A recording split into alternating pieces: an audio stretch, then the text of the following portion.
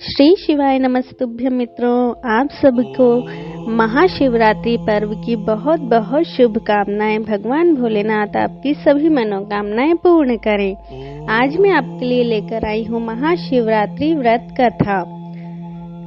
महाशिवरात्रि का व्रत फाल्गुन शुक्ल कृष्ण पक्ष की चतुर्दशी को किया जाता है।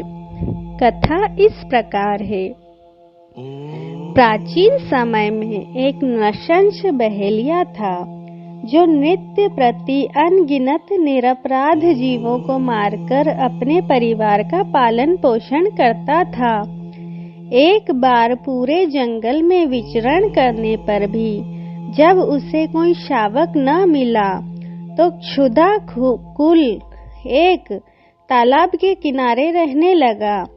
उसी स्थान पर एक बेल वृक्ष के नीचे शिवलिंग स्थापित था।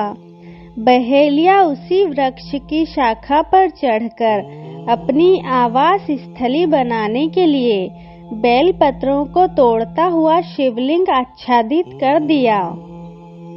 दिन भर के भूख से व्याकुल उस बहेलिये का एक प्रकार से शिवरात्रि का व्रत पूरा हो गया। कुछ रात बीत जाने पर एक हिरणी उधर कुलाचे भरती आई। झिझकती भयाकुल हिरणी दीन वाणी में बोली, हे व्याघ, मैं अभी गर्भवती हूँ। प्रसव बेला भी समीप है, इसलिए इस समय मुझे मत मारो। बच्चे को जन्म देने के बाद शीघ्र ही आ जाऊंगी। बहेलिया उसकी बातों को मान गया। थोड़ी रात व्यतीत होने पर एक दूसरी हिरणी उस स्थान पर आई।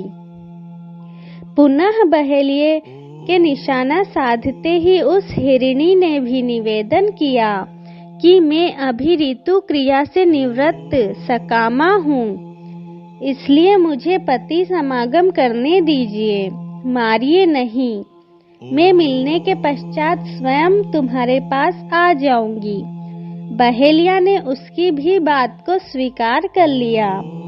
रात्रि की तृतीया बेला में एक तीसरी हिरणी छोटे छोटे छोनों को लिए उसी जलाशय में पानी पीने आई। बहेलिया ने उसको भी देखकर धनुष बाण उठा लिया। तब वह हिरणी कातर स्वर में बोली, हे व्याघ, मैं इन छोनों को हिरण के संरक्षण में कराऊं तो तुम मुझे मार डालना। बहेलिया ने दीन वचनों से प्रभावित होकर इसे भी छोड़ दिया। प्रातः काल के समय एक मांसल बलवान हिरण उसी सरोवर पर आया। बहेलिया पुनः अपने स्वभावानुसार उसका शिकार करने के लिए खड़ा हो गया।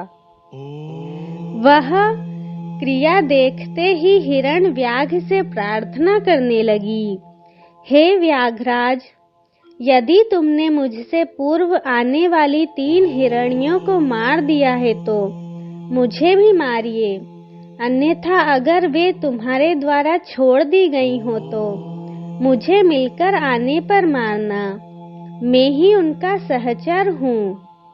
हिरण की करुणामयी वाणी सुनकर बहेलिया ने रात भर की बीती बात कह सुनाई तथा उसे भी छोड़ दिया।